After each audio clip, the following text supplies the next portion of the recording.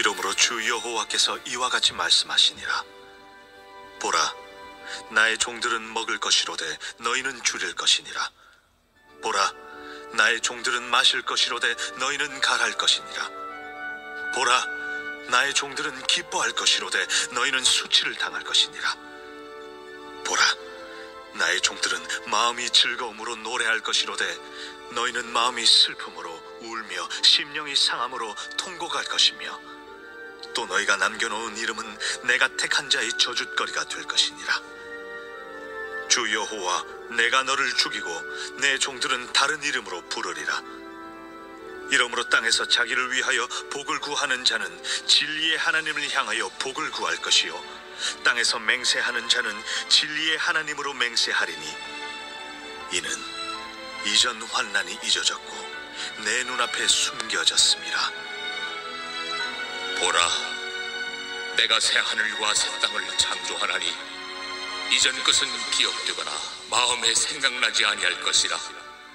너희는 내가 창조하는 것으로 말미암아 영원히 기뻐하며 즐거워할지니라.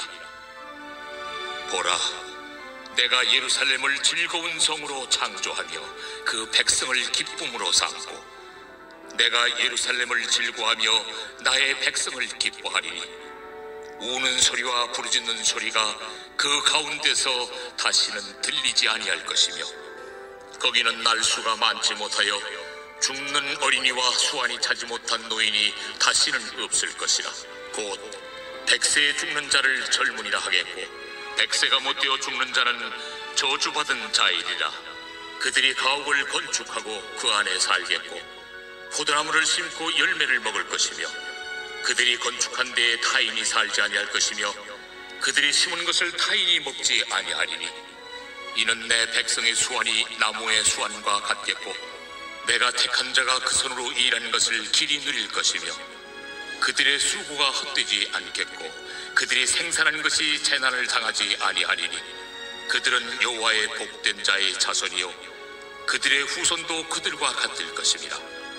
그들이 부르기 전에 내가 응답하겠고, 그들이 말을 마치기 전에 내가 들을 것이며, 이리와 어린 양이 함께 먹을 것이며, 사자가 소처럼 짚을 먹을 것이며, 뱀은 흙을 양식으로 삼을 것이니, 나의 성산에서는 해함도 없겠고 상함도 없으리라. 여호와께서 말씀하시니라.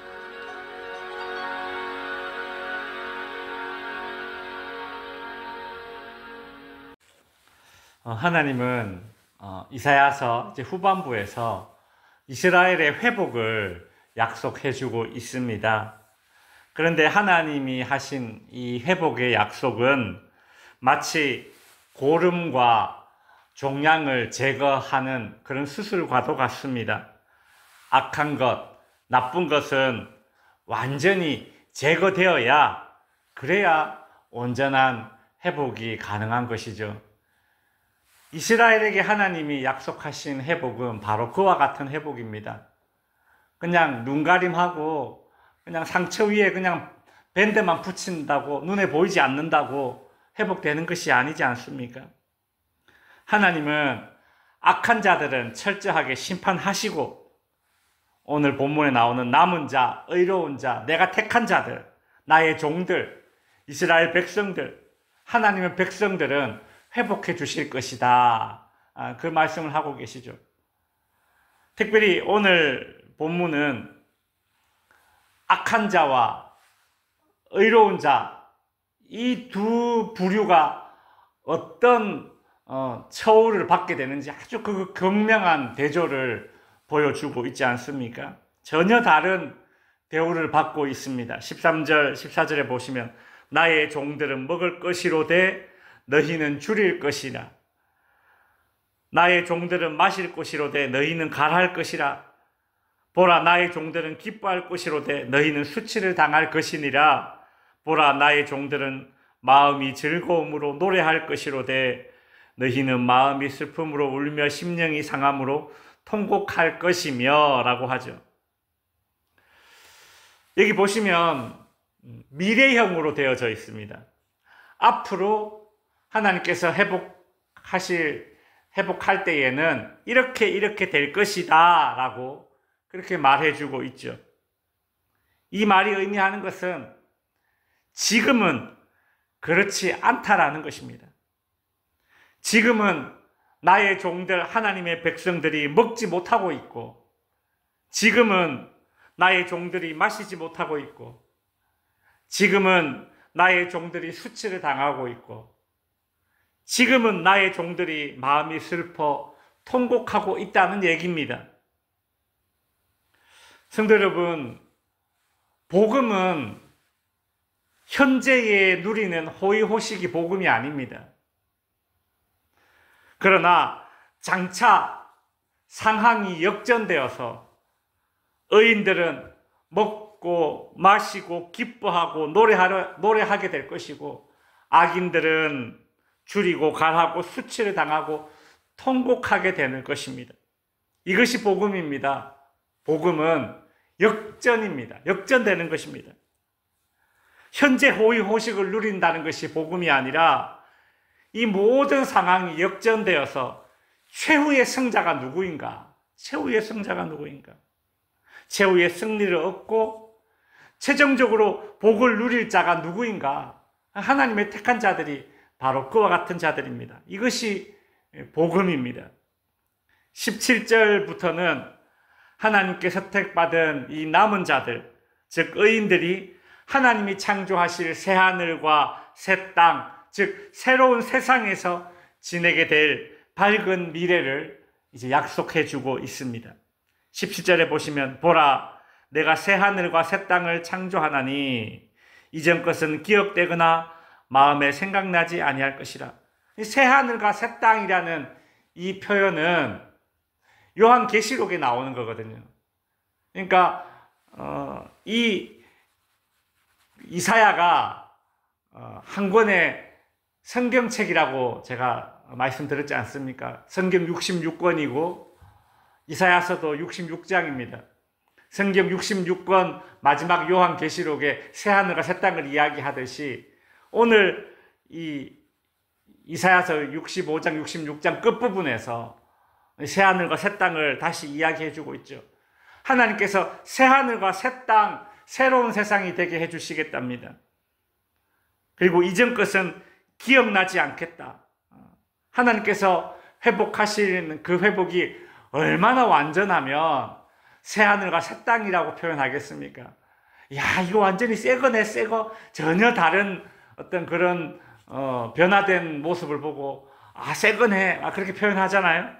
그리고 또 오늘 본문에 뭐라고 이야기하고 있습니까? 이전 것은 기억되거나 마음에 생각나지 않을 것이다, 그렇게 표현하죠. 그죠?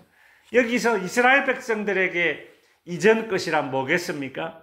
이스라엘 백성들이 바벨론에서 포로 생활하면서 당했던 그 수치와 아픔들입니다.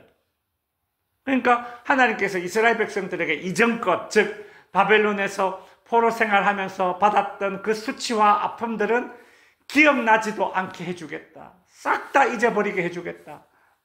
그만큼 하나님의 회복이 완전할 것이라는 얘기죠. 여러분, 어떤 사람이 길거리를 걸어가다가 묻지마 폭행을 당했습니다. 생판 모르는 사람에게 린치를 당해서 칼로 이렇게 가해를 당했어요. 맞았어요. 그러면 그 사람은 이제 병원에 가서 치료를 받고 이 몸은 다 나았을지 몰라도 마음은 쉽게 낫지 못합니다. 길거리에 나가기가 두렵고 사람 많은 장소에 가기가 두려울 것입니다. 일상생활에 어려움을 겪을 수도 있습니다. 과거의 아픈 상처, 과거의 트라우마로부터 하나님께서 완전히 자유롭게 해줄 것이다. 이것이 하나님의 회복입니다. 이전 것이 기억되거나 마음에 생각나지 않도록 과거의 아픔과 상처로부터 몸과 마음이 완전히 낫고 자유롭게 되는 것, 이것이 하나님이 약속하신 온전한 회복입니다. 이스라엘의 남은 자 의인들은 그 과거의 아픔과 상처를 잊어버리고 이제 새하늘과 새 땅에서 즐거움을 누리게 됩니다. 18절과 19절에 보시면 기뻐한다, 즐거움, 뭐 이런 말들이 계속 반복되어져 나오죠. 하나님이 회복의 역사를 일으키시면 그때 우리의 상태는 기뻐한다, 즐거움, 이것이 계속 반복되는 것입니다. 여러분 18절, 19절을 이렇게 읽어보시면 야, 내가 이것을 이렇게 읽어보는 것만으로도 내가 이렇게 기분이 좋은데 말이죠.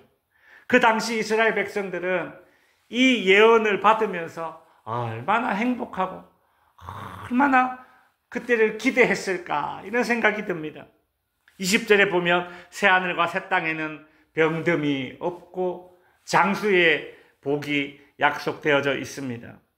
100세가 되기 전에 죽는 자는 저주받은 자다, 이 말은 실제로 그렇다는 것이 아니라 비유예요. 이것은 그 정도로 사람들이 장수하게 될 것이다, 지금 이런 복을 약속하고 계세요. 왜요? 이전에 이스라엘 백성들은 아수르, 바벨론 뿐만 아니라 주변국들과 늘 이 전쟁을 치러야 했습니다. 그 주변국들의 침략을 받아서 젊은이들이 전쟁터에 나아가서 많이 죽고 그 포로로 끌려가서 거기서 또 고생하다가 죽고 이런 신세였기 때문에 그 나라 안에 젊은이들은 없고 그냥 노인들만 많이 있었는데, 이제 평화의 시대를 맞이하게 되어서 많은 사람들이 편안하게 나이 드는 그런 시대가 될 것이다, 그런 약속을 하세요. 참 우리나라도 그러고 보면 평균 수명이 늘고 있고, 그죠? 뭐 100세 시대, 100세 시대 하는데 참 우리나라도 하나님께 복받은 나라입니다. 참 감사해야 할 것입니다. 21절, 22절에 보면 자신들이 지은 집에 살게 되고 자신들이 농사 지은 것을 먹고 살게 된다, 이렇게 말씀하고 있습니다. 여러분, 이것이 복으로 약속되고 있는 겁니다. 어떤 사람들은 내가 수고한 것 내가 먹는데 이게 무슨 복이야, 그렇게 생각하겠지만 하나님은 그렇게 말씀하고 있지 않아요. 그죠? 이전에 이스라엘 백성들이 주변국들에게 얼마나 많이 수탈을 당하는 그런 삶을 살았으며 이런 복을 하나님께서 약속해 주실까? 농사만 지어 놓으면 뺏어가고 농사만 지어 놓으면 뺏어가고. 옛날에 일제시대 때 막 저희 할머니 얘기 들어보면 숟가락 밥그릇까지 녹그릇 다 가져가고 그런 시대를 살았는데, 이제 내가 농사 지으면 아무도 뺏어갈 사람이 없습니다. 이건 내가 온전히 먹는 거야, 우리 애들이 온전히 먹을 수 있는 거야. 참 얼마나 마음이 찡한 그런 하나님의 약속의 말씀인지 모릅니다. 23절에 보십시오. 그들의 수고가 헛되지 않게 해주겠다, 그렇게 말씀하고 계시죠. 사람들은 수고하지 않았는데 갑자기 어떤 횡재를 얻는다거나 내가 한 20만큼 수고했는데 한 80만큼 그렇게 횡재를 얻게 되면 이거 복 받았다, 그렇게만 생각하는 경향이 있는데 그게 아니라는 거예요. 헛수고하지 않게 되는 것도 그것이 하나님의 복과 은총이다, 그리 말씀하고 있지 않습니까? 오늘 본문 25절에 보시면 이리와 어린 양이 함께 먹을 것이며 사자가 소처럼 짚을 먹을 것이며 뱀은 흙을 양식으로 삼을 것이나 나의 성산에는 해함도 없겠고 상함도 없으리라. 여러분, 얼마나 이스라엘 백성들이 그동안 해함을 받고 상함을 받았으면 그게 얼마나 참 진절머리가 나겠습니까? 근데 하나님께서 회복해 주실 때는 짐승조차도, 야생 짐승조차도, 그죠? 어린 양, 아주 약한 존재조차도 상함이 없고 해함이 없는 그런 평화로운 그런 새하늘과 새 땅을, 회복을 약속해 주고 있습니다. 여러분, 25절을 이렇게 읽어보면 여러분, 이 세상에 언제 이런 적이 있었는가? 늑대와 어린 양이 함께 먹고 말이죠. 이런 평화로운 때가 언제 있었습니까? 이 세상에 언제 그랬습니까? 에덴 동산에서. 인간이 타락하기 전 에덴 동산의 상태가 이와 같았습니다. 아담과 하와가 하나님과 늘 함께 에덴 동산을 거닐었지 않겠습니까? 결국 하나님께서 약속하시는 이 새하늘과 새 땅, 하나님의 백성들, 의인들이 누리게 될 온전한 회복은 무엇인가? 그것은 우리 삶 속에서 에덴 동산이 회복되는 것입니다. 하나님과 늘 함께 동산을 거닐듯이 그 가깝고 친밀한 관계로 우리가 살게 되는 것. 이것이 오늘 본문이 약속하는 이 에덴 동산의 회복의 모습이죠. 오늘 저와 여러분의 삶 속에서 상함도 없고 해함도 없고, 그렇죠? 평화를 누릴 수 있는, 그리고 하나님과 무엇보다도 하나님과 친밀한 관계 속에 지낼 수 있는 이런 에덴 동산의 회복이 저와 여러분의 삶 가운데 있기를 원합니다. 기도하겠습니다.